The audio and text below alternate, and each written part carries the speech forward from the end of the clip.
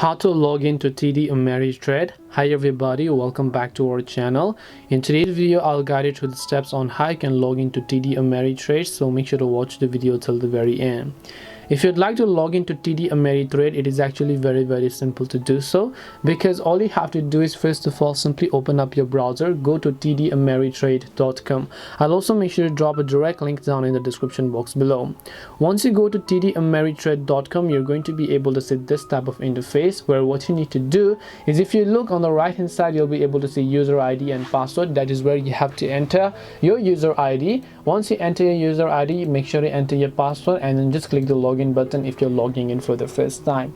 If you happen to forget your username or password, you can click the need login help option, and then you'll be able to successfully go ahead and then log into your TD Ameritrade account. Now, just in case you haven't created your Ameritrade account, you can click the open new account option from the top right in order to create your TD Ameritrade account. But that's all it takes to log into your TD Ameritrade account. Hope this video was very helpful. If you have got any questions, then feel free to leave them down.